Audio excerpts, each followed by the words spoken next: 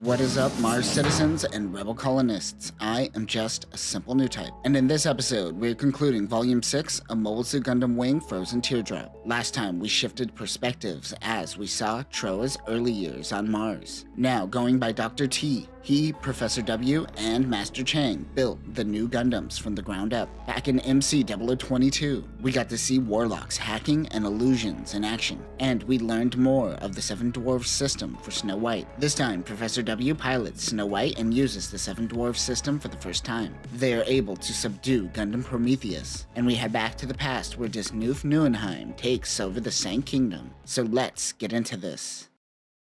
We begin with a diatribe about absolute peace, but Relina now knows that only war can end war. This is why the preventers exist. However, the system of disarmament robs the common man of being able to defend themselves, of violence amongst the civilians. The PPP program is linked to the vaccinations given to those who immigrate to Mars. They can activate it if conflict were to get too crazy. A human kill switch is a government's wet dream. The nanomachines inside the vaccines integrate with PPP. No one knows who created it, but it is known that Disnoof Neuenheim was the first to spread the vaccine. Once activated, it creates clots, which causes heart attacks and strokes. There are plenty within the Earth sphere who also have these nanomachines. Disnoof has Relina in cryosleep. If she dies, PPP will activate. In cryosleep, she can live forever. However, the human mind has the ability to pass away on its own will, even under cryo. AC-197, she goes into cryosleep. Not soon after, Heero also went into a cryopod.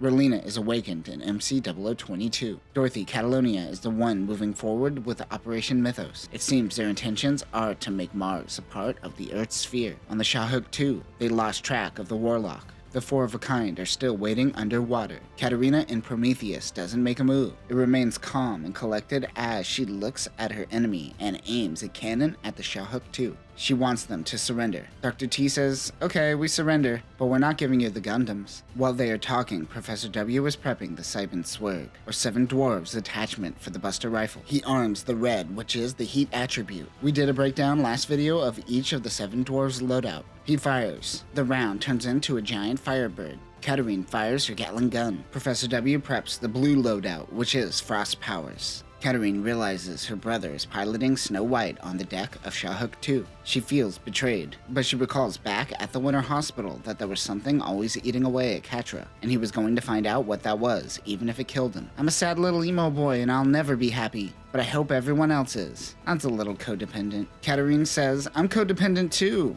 I guess it runs in the family. Both winners cry. Huh, what a weird sentence. The cloak that Prometheus wears react to the embers of the red round. Professor W then fires the blue round, getting a direct hit on Prometheus and freezing the unit. The embers turn to frost. Professor W says mission accomplished. This indeed isn't even the end of the mission. Dude's just over it. They tell Catra to get out of the Gundam so he could continue being a sad boy. But of course he passes out in the cockpit. Dr. T wants to send out Scheherazade to finish the job. Phobos gets into Scheherazade, but they don't want him to pilot it. The Gundam uses a short dagger called a Jambia over a scimitar-style sword. It is designed for short range, like really short range. Catherine tells him to get out, but Phobos says that he is no longer Phobos. He is going back to being nameless. Both of these Troas are so dramatic. He launches. The nano defense doubles as a camouflage. Phobos is cocky, but Dr. T thinks it reminds him of Heero. But he doesn't know his emotions, he's just a clown. He just wants to see smiles. That's the weirdest justification for murder. He says that he failed to help shape Phobos. You don't have to just because you look like one another. Scheherazade attacks Prometheus and disables their main weapon. The two attack. Katarina launches chest missiles.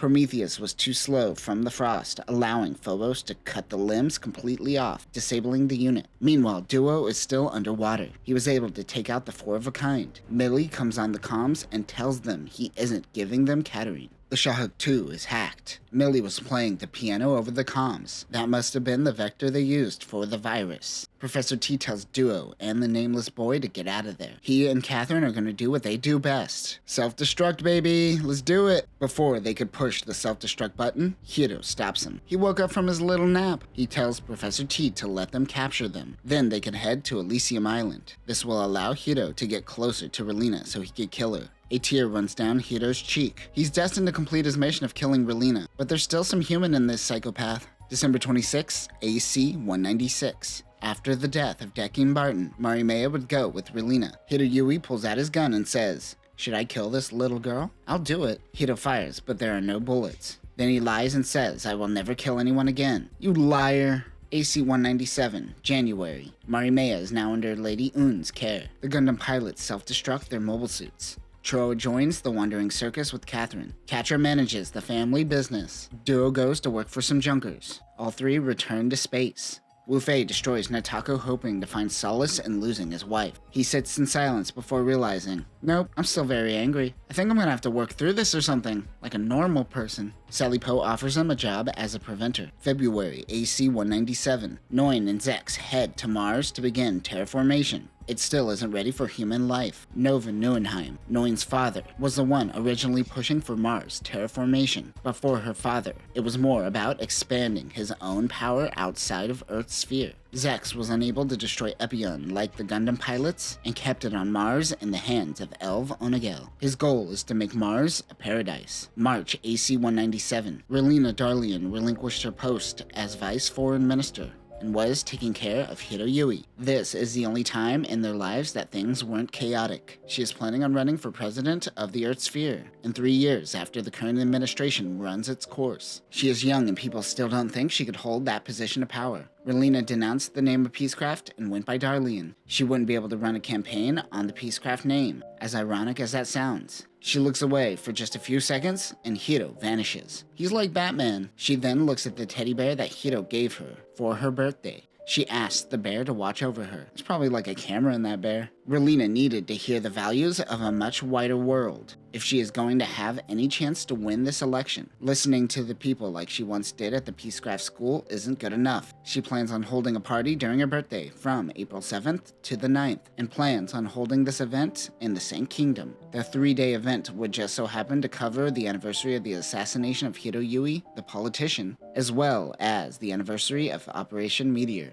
April 7th, AC-197. The preventers monitored over the birthday reception. Time for Relina to do a little curtsy. Heero and Milliardo weren't present. Many from St. Gabriel's Academy were all in attendance. Also in attendance were her mother, Lady Un, and Marimea. Suddenly, soldiers pounce on the event. They have no idea who they are. One man shows himself. Relina for a moment thinks it is Milliardo, but his aura is off. This, we will learn, is intentional. They call themselves the Epion de Teros, the next government. Their demands are to release some of their comrades from imprisonment, declassify some files, and of course, a little ransom. They will detonate a nuke if they fail to comply. The preventers go into work finding the nuke. Sally Poe believes this is nothing more than political theater. Wu Fei nods in agreement. They are trying to buy time for their real intentions. It seems they want to take over the Earth sphere. Lady Un is currently a hostage, so it's up to them. Wu Fei says, "What if we just take over the Earth sphere ourselves?" No? Fine. Let's just go in by force. There doesn't seem to be any other option. They just need a team of 5. Sally thinks that's not enough people. She realizes he is talking about the 5 Gundam pilots. Sally goes to find Duo Maxwell. She is met with Hildy, who says he went out for cigarettes and probably isn't coming back. She went to another location provided by Wu Fei, where she finds Duo. She tells him she has a job for them. He denies the job until he hears money is involved. Catra is handling the family business. The corporate life is not for him. Wu Fei goes to visit him, bursting into his office. He says, "We got shit to do, let's go." He didn't hesitate, as he needed an excuse to leave. Wu Fei and Catra go to search for the traveling circus at the L3 colony cluster. They yell at Troa saying, "Let's go, we got shit to do." Troa is down, but Catherine says, "Yo, you're about to go on stage, what the hell?" The Epion de Teros gave them 72 hours to respond. They now only have 50 hours left. April 9th, AC-197. Duo thinks Heero will just show up. It's his thing. 8 hours remain. The preventers turn the St. Kingdom Bay into a command center. Troa goes to scout, but he wasn't able to find where the hostages were. The hostages were split into 4 different rooms. However, Relina, Marlene, and Pagan were taken underground. Pagan is the butler. That guy's still alive? This guy crashed a car in his 80s. This guy's a champ. They meet with a man who looks like Milliardo. Pagan believes it is the real Milliardo. But this is Disnoof Neuenheim. He needs her to activate a program. She shows her display, which happens to show the Norwegian forest cat, Sam, Sabrina Peacecraft's old cat, in the form of the once greatest AI ever created by a madman.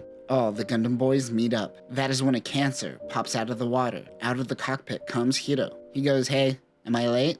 Sally says, "Where did you get that? No mobile suits are supposed to exist. Are we slacking on our jobs?" Heero goes, Yes, you are." Sally then says, "This is Preventer property now." Heero goes, "That's cool. I have a VTOL system in case this happened." The Gundam bros go to work.